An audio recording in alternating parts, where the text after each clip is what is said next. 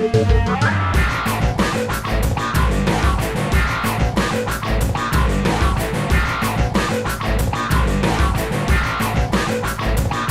back to my definitive rundown of the 2011 San Diego Comic-Con, Day 2. This is your one-stop source for everything of note that happened at the San Diego Comic-Con. I am not, nor was I, ever at Comic-Con. I've just been in Glendale, CA, in my apartment. I tried to find all the relevant information, and I sorted it into 5 easy categories for you. I got all this information secondhand, which means I'm giving it to you third hand, but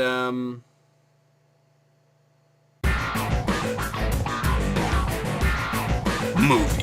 Spielberg says there won't be a Jaws 4, but they have a story finished for Jurassic Park 4, and they plan to have it done in the next couple of years. The first 3 movies all had the same story. There's an island that has dinosaurs on it. Some people go to that island. Something happens and they get stuck on that island for a while, and then they figure out how to get off the island. So what could the new story possibly be? And the only thing I can think of is Dinos on the Mainland. Dinos on the Mainland is a good idea, but every time I bring it up, somebody says, well, they already did that in The Lost World. No, that was one dinosaur for 5 minutes. They didn't do anything.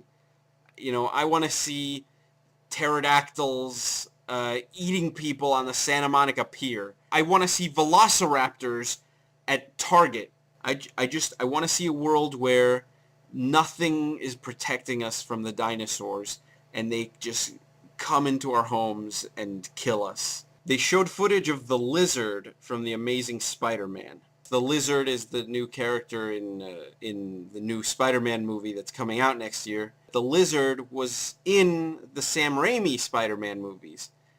And you don't remember him because he never became the Lizard. It was Dr. Kurt Connors, who was Peter Parker's teacher in Spider-Man 2, played by Dylan Baker. And that character only exists so that he can become the Lizard. But Spider-Man 2 happened, and he was just there. And then in Spider-Man 3, he's there again. He looks at the alien symbiote and tells Peter Parker, oh, this is a weird alien symbiote. And then that's all he does in that movie.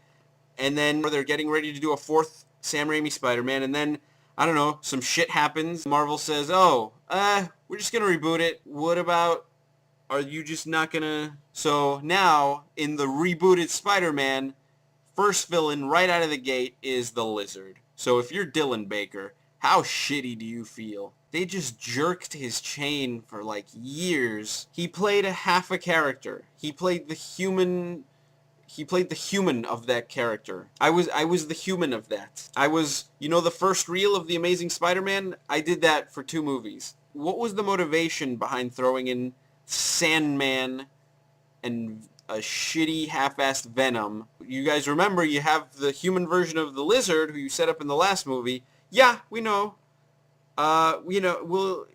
He's there. So, what's gonna happen?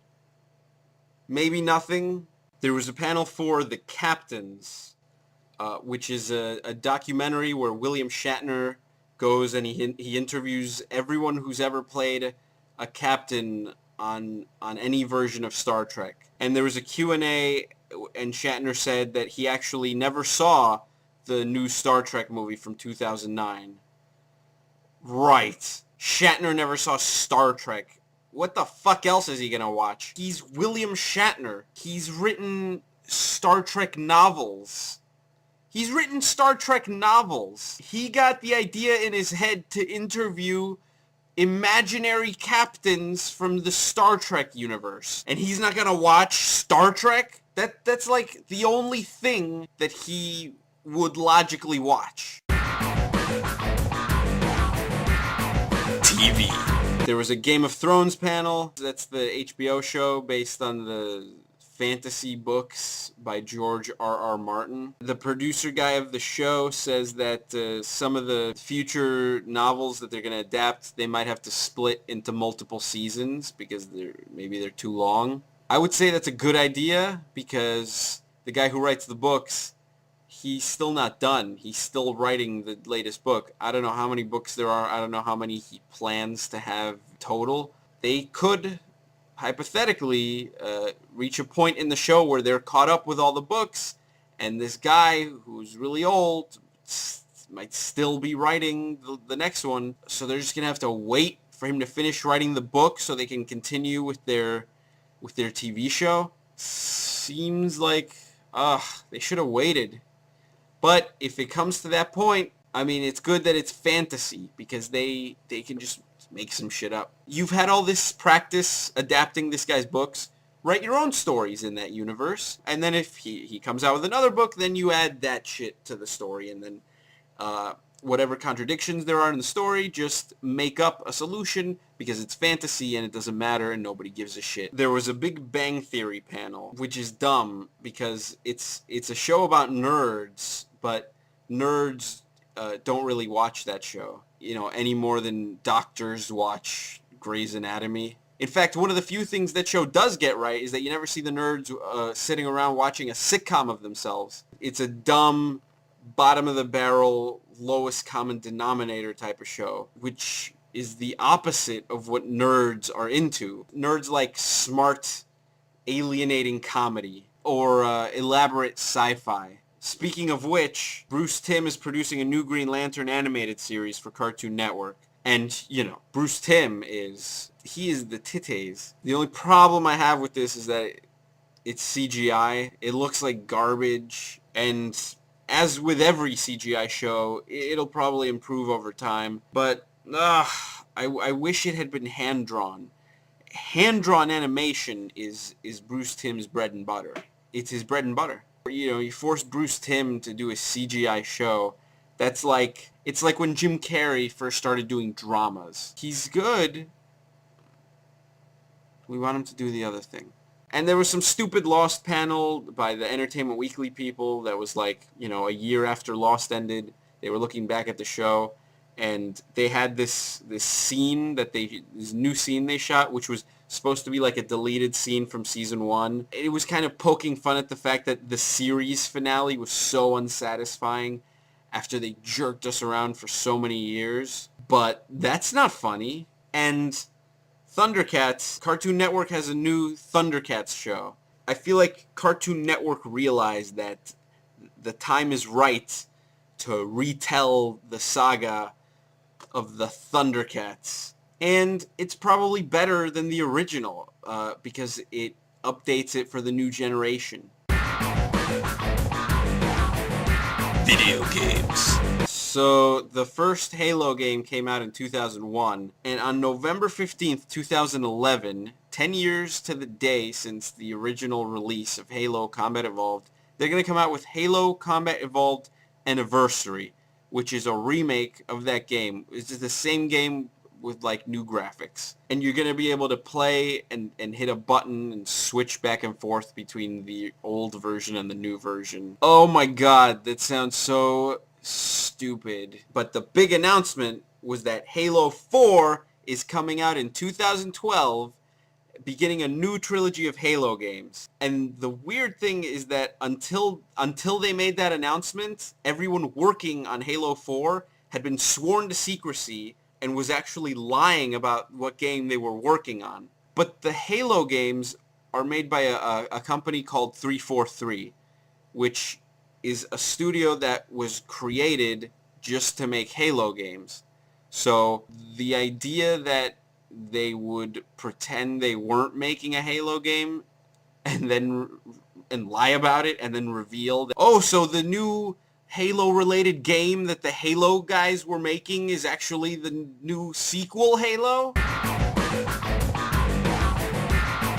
Toys. In the Lego Star Wars panel, they talked about all the new Lego Star Wars sets coming out. Seems like they're just going to keep making Lego Star Wars sets forever. until the thing happens that kills all humans. One guy said they revamped the Lego Ewoks because they were displeased with how they originally looked. That's good. That seems like something George Lucas would do. They also made an animated Lego Star Wars special for Cartoon Network. So this is just a half-hour animated special of Star Wars, but everything is like a Lego, and all the characters are like Lego characters. I think we're straying from the thing that Legos are supposed to be. Magic the Gathering. Confirmed from the Magic the Gathering panel, in the new set there will be red and green werewolves, red vampires, blue zombies, graveyard and tribal mechanics. I don't know what any of this means. When it comes to role-playing games of any kind, I lose interest immediately. But I appreciate them because I don't think anything in my life will ever bring me as much joy as role-playing games bring the people who play them. I was once cornered at a comic book store by a guy who was trying to explain to me about the new Magic the Gathering set and how the cards are awesome and it's only $25, I should buy it and get in on it. Like, to him it was a given that someone would obviously be interested in getting in on Magic the Gathering. Some of these cards are worth, go for a lot on like eBay. These guys who invented Magic the Gathering, they're basically printing money. There was a Simpsons collectors group panel. A group like this made more sense in the 90s because that was like, after that initial Simpsons merchandise boom, you know, all the really cool toys and books started to become scarce and the show was still really good. So, you know, it makes sense people would want to collect that cool stuff. But then, like, after the 90s, the merchandise started up again, like, hardcore, and the show got way bad. So collecting Simpsons merchandise now, it's like, it seems like a weird hobby to have because it's just infinite crap based on a horrible show. But maybe that's why it's the perfect hobby to have. If you decide that you want to start collecting Simpsons merchandise, that'll be the last decision you ever make. Comic books. Marvel said that by the end of the year, all their major Spider-Man and X-Men titles will be available in digital form the same day that print copies are released in stores. And they're going to move to same-day digital release with other titles whenever there's a convenient jumping on point for readers, like a new storyline or a #1 issue. You know, I feel like I'm okay with the fact that I do some things that some people might consider nerdy, but I'm going to go ahead and draw the line at digital comic books. If I have to sit at a computer to read a comic book, just take my penis and balls because I'm not going to need them. And of course, DC Comics is rebooting all their titles, and apparently Barbara Gordon is going to be Batgirl again. Wait. This is a big deal because in 1988, Alan Moore wrote this story called The Killing Joke, where the Joker goes to Commissioner Gordon's house, and his daughter Barbara opens the door, and the Joker shoots her and paralyzes her from the waist down. So from that day on, she couldn't be Batgirl anymore. So she became this character called the Oracle, where she used her computer hacking skills to help all the other superheroes. And she became this great role model for kids everywhere who were also paralyzed. She's been in a wheelchair for over 20 years. So now because of this DC Universe reboot, Barbara Gordon is going to get to walk again. But all her paralyzed fans aren't. I can't get behind this. She better get paralyzed again and quick. Alright, so that's everything that happened at Comic-Con Day 2. Stay tuned for Day 3. And, you know, do the things to this video that people do. My first video in this series got like 20 or 30 views. my goal for this one is like around 800,000. So I mean, at least, you know, post the link somewhere.